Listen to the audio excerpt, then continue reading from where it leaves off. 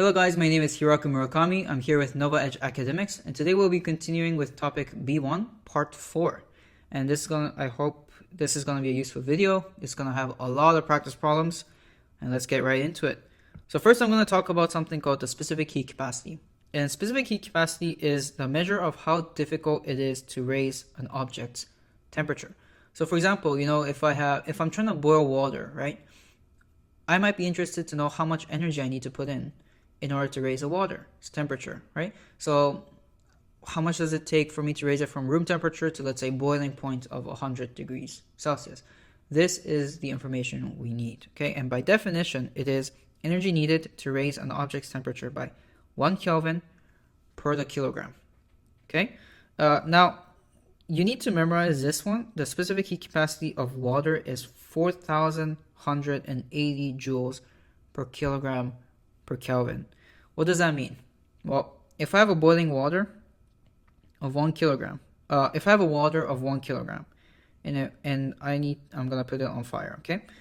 If I want to raise the temperature from 25 to 26 degrees Celsius, how much energy does it take? It takes 4,180 joules to do it. How about if I wanted to go from 26 to 27? Still 4,180 joules. So I can actually do 25 to, let's say, boiling point 100. That would be 4180 times by 75 degrees, right? So that's how we do this calculation. Now the thermal insulation is called lagging. This is something you need to know in paper 1, where they ask for these kind of stuff, or paper 2 as well sometimes. Just know that when they refer to thermal insulation, it's called lagging because essentially it just delays the time it takes for heat to reach to a place. Okay, it's not infinite, but it is substantial. Okay, and as an example of thermal insulation is, let's say, zinc metal sheet. It will act as an insulator. Okay, so let's try a few problems with this. So calculate how much energy is needed to raise the temperature of a block of metal of mass that by 54 if the metal has a specific heat capacity of 456 joules per kilogram per Kelvin. Okay, so let's do this equation. So Q is equal to mc delta T. Mass is 3.87 kilogram. C is 456 and delta T is 54.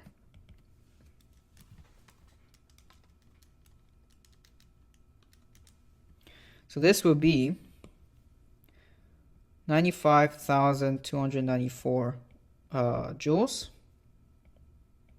which I'm going to approximate as 95 kilojoules. Okay, and that's it. Let's move on to the next one. A 20-watt immersion heater is placed in a 2 kilogram iron block at 24 degrees Celsius for 12 minutes. Calculate the final temperature. Essentially, I have a heater, let's say a stovetop that produces some heat, 20 joules per second. I have an iron block, and it's on that for 12 minutes. I want to see how much it raises in temperature. Okay, so first I want to know the total thermal energy supplied by the immersion heater. Okay, and the total thermal energy supplied is equal to power times by the time of operation. So Q is equal to P times T, which is equal to 20 joules per second times it by time, which is 12 minutes. I need to convert that into seconds. Okay, so 20 times 12 times 60 is 14,400 joules. That's how much this heater has given the energy into the block. So now we know how much thermal energy the block received. Now I can calculate how much temperature it rose by, right? So this Q has to be equal to mc delta T. Isolate delta T and I get Q over mc.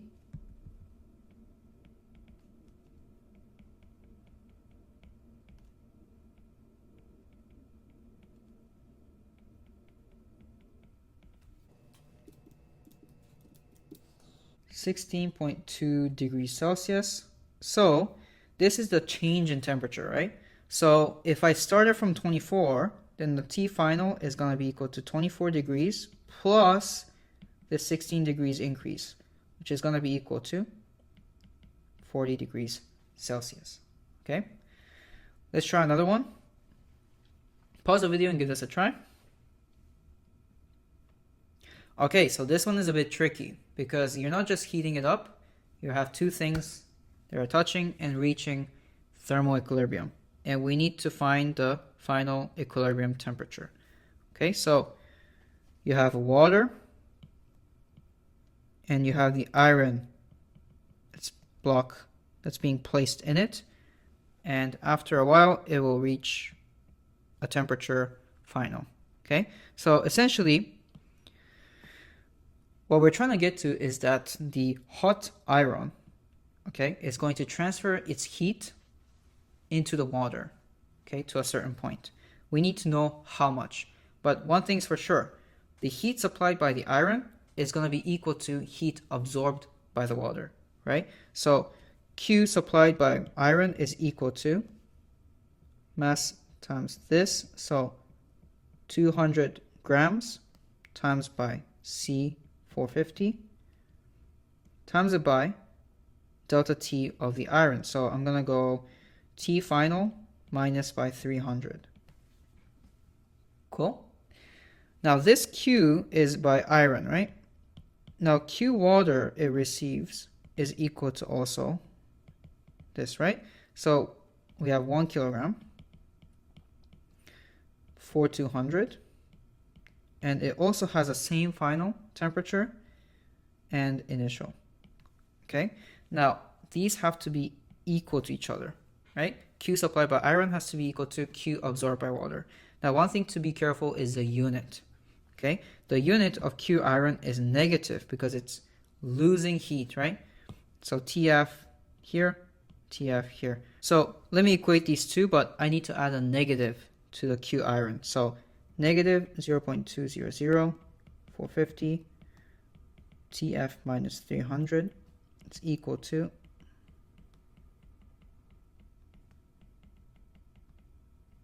okay. Now isolate TF and solve for it. Okay, this is the tricky part. Spend a bit of time, write it all out, and come back to the answer and check with mine. Okay.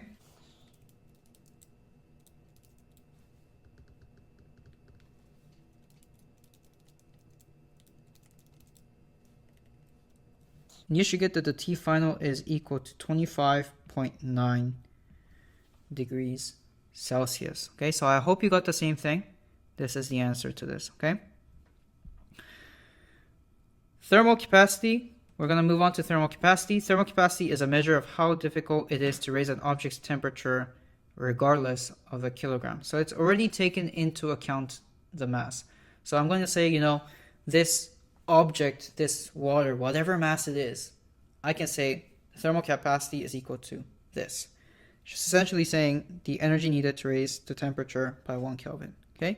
Sometimes they won't give you specific heat capacity, they'll just give you the thermal capacity. Okay, so just pause the video and do this example.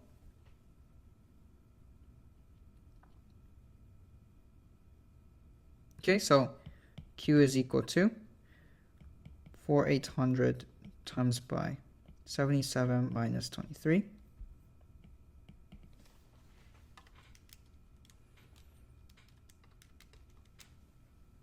Which is 259 kilojoules. Okay. Let's talk about phase change. Okay, we've talked about these 3 phases at the beginning of topic B1. We said there's solid, liquid, and gas, right? And we said that solid has a lot of potential energy because they're bonded together. They have a structure together, right? By supplying heat,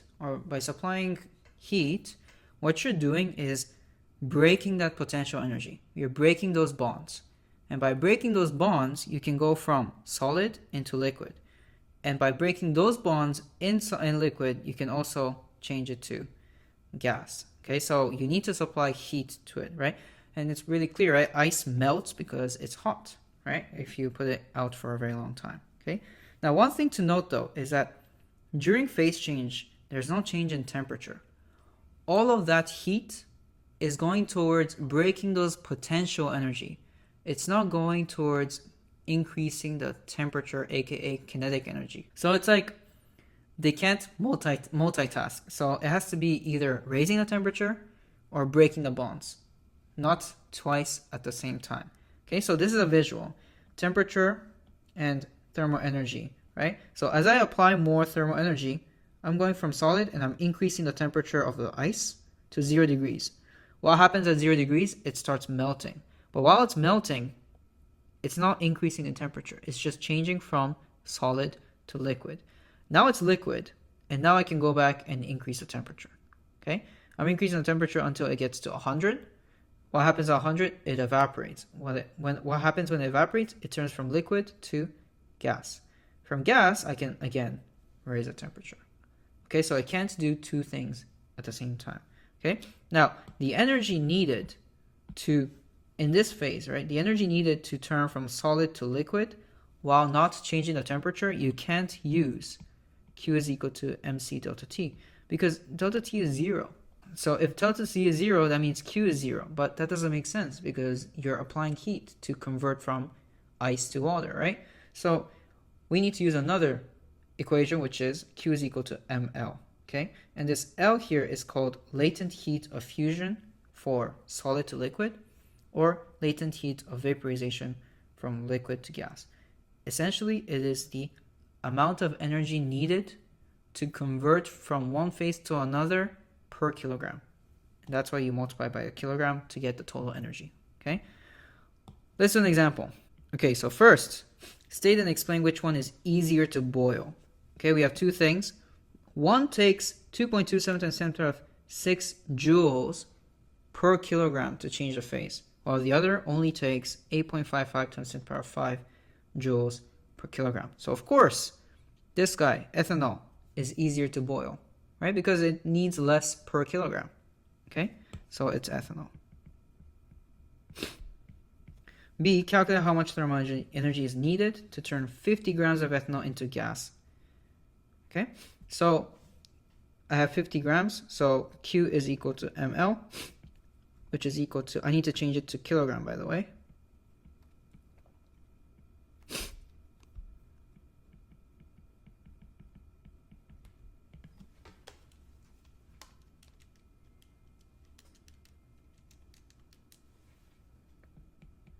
(42.75 kilojoules, or 42,750 joules. Okay. Last but not least, let's combine this all. Okay, and so try this problem, pause this video, and give this a try. Okay, so again, it's the same thing, right? We need to find the equilibrium temperature, the final temperature. So we have glass and water system being added with ice. Okay, and the ice is at negative 8.5 degrees Celsius. Okay, now the ice is going to melt. Okay, so it's going to go through a phase change. So first, let's visualize what's happening to the ice. Ice is first going to heat up until it's 0 degrees, but still ice. And then it's going to turn into liquid. And then it's going to heat up to TF, whatever it is, maybe 3 degrees, 4 degrees, I don't know. But that's in terms of liquid, right? And all of these have energy that you can calculate, right? So for example, from negative 8.5 to 0, this is Q is equal to mc delta T, which is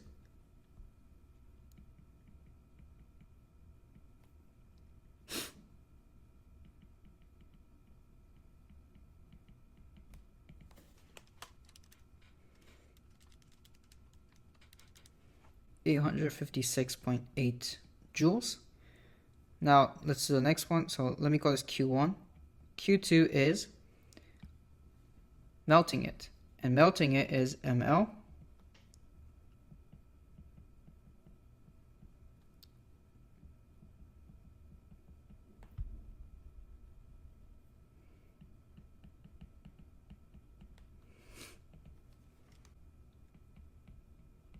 This much. And then last but not least, Q3 is mc delta T. Remember, this is already at liquid form. So I need to use the specific heat capacity of water, which I'm going to say it's 4200, or let me be precise, 4180 times delta T. Now delta T is TF minus by 0. Okay, so that's what's happening to the ice. Let's see what's happening to the glass water system. For the glass water system, it's at 23 degrees Celsius, and it's gonna cool down to maybe whatever T final it is. And this needs energy, right? Energy is being taken out. So Q of that one, let's call it Q4, that's equals to, so in this one, we're already given the heat capacity, so it's heat capacity times it by TF minus 23, right? So first, let's determine which one is losing energy. And the one that's losing energy is Q4. So I need to add a negative here. So that's equal to negative 1500 TF minus 23. Okay, so essentially Q1 plus Q2 plus Q3 is equal to Q4. Okay, so when you put this together, you get 85618 plus 16,080 plus this thing, which is, this is equal to,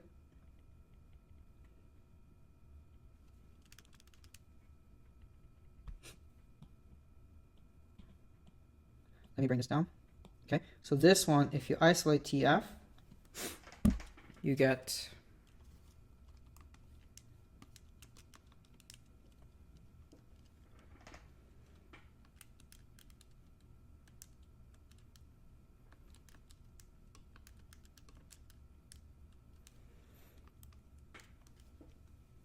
TF is equal to 10.3 degrees Celsius.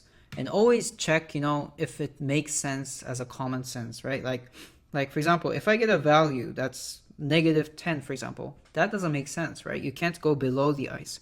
If I get a value of 26, that doesn't make sense. You can't get above the temperature of water and glass, right? So make sure it's always within that range, right? And always double check your work, okay? Last but not least, we're going to talk about graph interpretation, because this is something that comes up all the time in paper 1, and I guarantee you that's going to come up again. Okay, so one thing about this is this graph tells us a lot of information. Okay, first of all, let me list out the thing. Right, these are the two equations. This one is for this, and this portion. This one is for this and this portion, right? What it tells me is, well, the length of this and the length of this tells me a lot of information. It tells me how much heat it's absorbed in order to go from solid to liquid and liquid to gas, right? Just from looking at this graph, I can tell you that the latent heat of vaporization is more than the latent heat of solidification or melting, right? And the reason why is because it's longer. If it's longer, it means it absorbed more to get to the gas stage rather than this stage to go to liquid phase. Okay, so I know that L of V is greater than L of formation already. Okay, another information I know is from these guys. Okay, and these guys tell me a lot, because remember, this is delta T and Q. Okay, so we have a delta T versus Q graph. Okay, if I make that like that, I get this, and essentially this is like y is equal to mx, right? Where this m is a slope, right? So the slope is actually 1 over mc, right? So m is going to be the same for all of them, right? But c is dependent on the state, right? So what I'm seeing here is that the slope of liquid is very small, which means that 1 over c of liquid is smaller than 1 over c of solid. Okay, what does that mean? That means that c of liquid is greater than c of solid. Okay, these are some things that they're going to ask you in your paper 1 question, your multiple choice question. So always be prepared to be able to interpret graph, use your math knowledge, and always think about slopes, what that means, or the length and what that means. Okay, we're gonna finish here. Thank you for watching the video. Please check out our other videos, and I'll see you in the next one. Hey guys, thanks for watching the video. If you find these really useful, then consider giving us a like and subscribing to our channel. For questions, leave them down below in the comment and we'll try to get back to you. For more academic resources, visit our website at NovaEdgeAcademics.com. We offer one-on-one tutoring service as well as college admission strategy. Let us know what you'd like us to cover next, and we'll see you in the next video.